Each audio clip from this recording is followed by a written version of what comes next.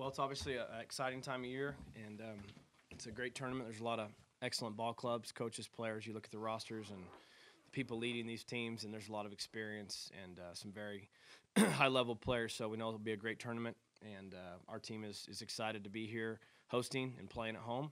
And we've had a good week of practice in terms of coming back from the conference tournament. And so we're looking forward to tomorrow night, getting this tournament started and playing great baseball.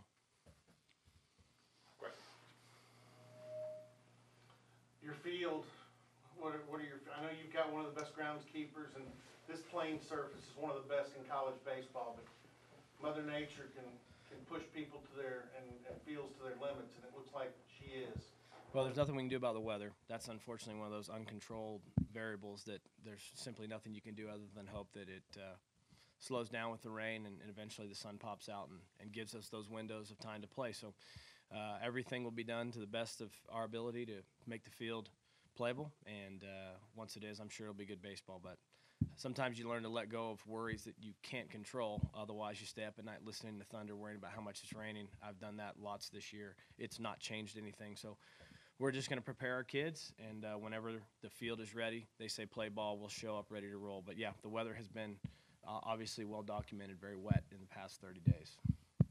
What kind of atmosphere do you expect this weekend, especially with three teams from easy driving distance here? I would expect great crowds. I know the Oklahoma State group will be here. I know Arkansas always draws well, and I'm sure we'll travel. And Oral Roberts being just an hour away, I think you'll see a strong representation of their fans too. St. John's will probably bring friends and family, I would think. That's a long distance to travel, but I'm sure they'll bring people that are interested in what's going on. So hopefully both sessions are full each and every day. You're pretty good, and you even get on TV broadcasts, you get some credit for keeping things under wraps until it's time to expose who the DH is, who you're pitching.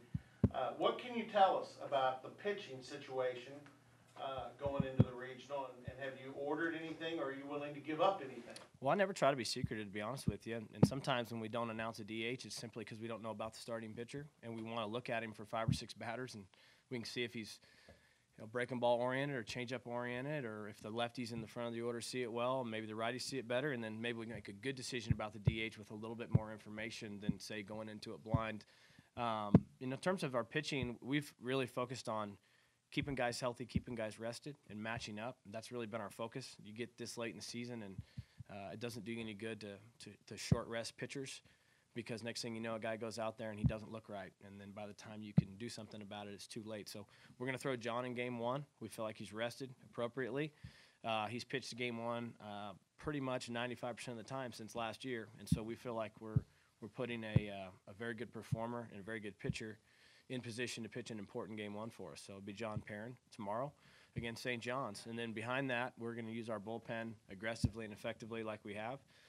Excuse me, knowing that Michael Freeman will be properly rested and ready to pitch in game 2. So we have those plans at this point, and what we're trying to do with the lineup is match up our best 9 guys on that given day based on what we know about the other team's pitchers. So we feel good about where we're at in terms of that. We came back off the conference tournament having not pushed anybody too far. We were careful not to push the bullpen guys too much, so that they would be fresh and ready to go on Friday. And so I feel like we got our guys in a good spot ready to play. Hey, Connie, take me through your year. You did miss a game last year. This year having to deal with the injury, the highs, the lows. When did you feel normal again? Do you feel 100% and all that? Yeah, to start the season was a little tough at first, especially getting injured on the first game. But that's part of the game. Injuries happen, but I was lucky to have good people behind me. Eli Williams, our trainer, has got me to the point where I can play every day. So I thank him, and then the doctors who did it. They did a great job. But yeah, it was tough at first. I think it was a little weird watching the team on TV a couple times and not being with the team, but. There was a point in the season where we had a long home stretch, so I was, able to be with the team for quite some time, so that helped a lot. But, I'm just thankful I had good people around me. I'm just thankful I get to, be out there with the team. playing again. But yeah, the season was a tough one, and I'm not 100%, but I'm close to it. So Did you know what a hamate bone was before? no, I didn't know there was a handmade hook, but I looked it up, and supposedly a lot of hitters in the big leagues had it, and you just take the handmade hook out, and there's no use for it. So So now is there a consolation now that you know however long you play, you'll never have to have that? yeah, I never have to have that done again. So it's nice to get out of the way. This is for Donnie and Gage. Your dad's pitching coach, so I'm going to guess you have a pretty critical eye. As a hitter, you always have to have a critical eye toward pitchers. And Gage, you spend part of your time behind the plate. As you guys watch from short and behind the plate left field, is this pitching staff the best it's been all year right now? I think it's been good all year. I know in the Big 12 tournament we showed it a lot. Our bullpen was really, really good. Our starting pitching was really, really good. So I think they've been good all year, and I think they've built a lot of confidence off that Big 12 tournament. I mean, like Donnie said, each time they go out there, they get better and better. So I mean, I think after each week, they're better than they were before. So no, they're not going to go out there and then just look to stay content with where they're at. They're always going to look to get better. So I think each time they go out there, they're getting better. They're gaining more experience, learning new things on the mound. So I think they are getting better. But I mean, right now they're at a good spot. But next week they're going to be even in a better spot. So I just think everyone's getting better and better each time they get up there. Guys, hosting a regional last year and being able to come out of it, can you take anything from that experience? Did you learn anything last year, or do you just kind of go there and play like normal? Yeah, last year it was a lot of fun, and I think one thing we can take out of it was to just slow the game down. I know it's a regional and it's a bigger atmosphere, but I mean that's one thing I took away, and I can share it with the guys that haven't been here yet. Just slow the game down. It's just you're out here playing the game that you love, so and just go out and compete. Gage, also, non-conference, you guys will see Arkansas and Oral Roberts, but St. John's, you don't. I remember coming here last year, I hadn't seen Binghamton play, and I watched them play, and that's a pretty good team. And now I see St. John's won 15 in a row. I assume that's a pretty good team. Is it fun to play a school that you don't ever see, and how fun is it to kind of quickly have to get up to speed to learn about that club? Yeah, I think it's it's always good to play somebody new. Just what I've heard, St. John's a well-coached team, a lot of good players on the team, and the style they play is really good. But yeah, it's always fun to play a new team.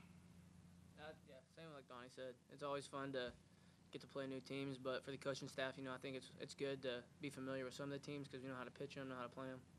But it's always fun getting to play someone you've never played before. During the fall, after we get playing, we play against each other all the time. Just it gets kind of boring a little bit, so it's always fun to switch it up a little bit. This is for any and all three, especially Josh. Zach Ramsey, video for you guys, does a heck of a job. I know how hard the guy works. He's got a passion for what he does. Back in the day, you couldn't get a lot of video on teams, but I looked at St. John's. They played on TV. I'm going to guess Zach got a hold of those videos. Same thing with Arkansas and Oral Roberts.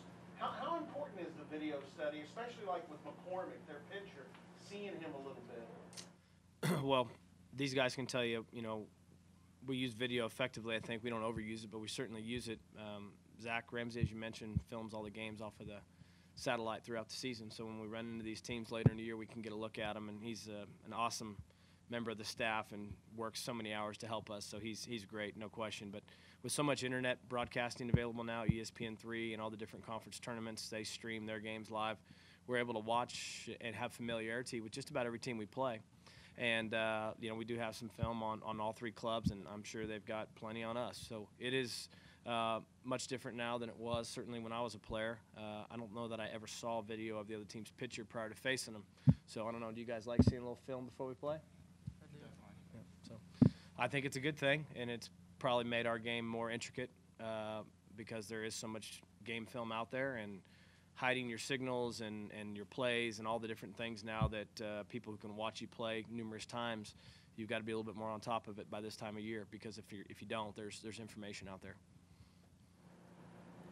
Donnie, just what's it been like playing with your dad the past couple of years? It's been a blast. I know a lot of kids don't get the opportunity I have, and I'm thankful for it. Growing up, being around the field all the time, I don't think there could be a better childhood, and now I get to share moments with my pops, and especially he gets to see me now every day like he didn't get to when I was younger. But it was a little weird at first, but trying to gain the team's respect, not coming in and kind of being a daddy's boy or whatever like that. But no, I thank the team just bringing me in, just seeing me as another player, and the upperclassmen has been great and brought me in well, and so it's been a blast. These last couple of years has been great. Do you guys work well together in an instructional sense? I mean, sometimes you hear something from your dad and it doesn't click as well as if you hear it from somebody else. No, he's pretty good at what he does. So when he talks, I listen. So he's been around the game for a long time, and Josh has too. So when those guys talk, I listen. So. You guys did not see Nebraska last year, right?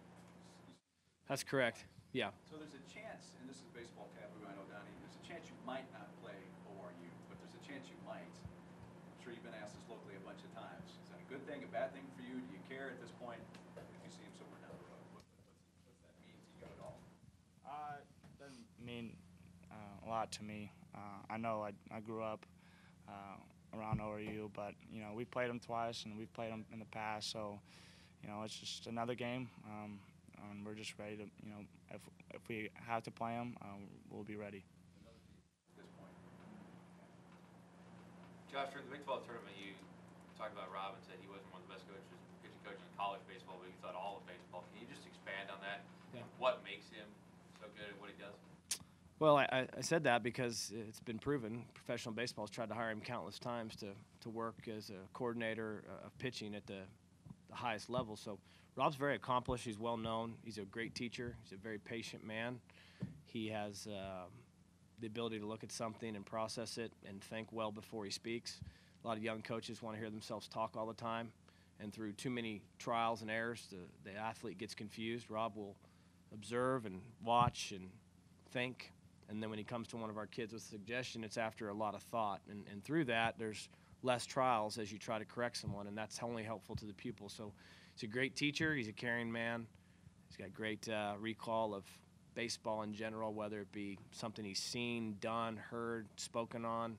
He's just a student of what he does. And on top of that, he's a great man. So he has an ethical level about him that each kid, I think, senses. And once they know you care about them, they're gonna trust you. So just a combination. Being a great coach and a great teacher is a combination of your experience, but more importantly, what you can share with someone and their willingness to believe you. And when you can get people to trust you, then you got a chance to help somebody. So just a number of things make him, I think, who he is.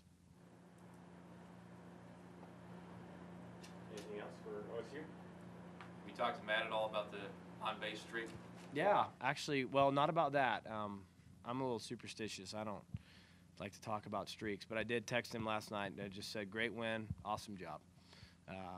I think he knows. I saw out of him the rare emotion of excitement last night. He reached base, and I saw him kind of smile and pump his fist. So anytime you set a record for the National League in anything, that's pretty awesome. But, he plays on a winning team and a great franchise where excellence is just expected every day. I think it pulls the best out of him. So, but I'm really proud of him. That was pretty cool to see. Anything else?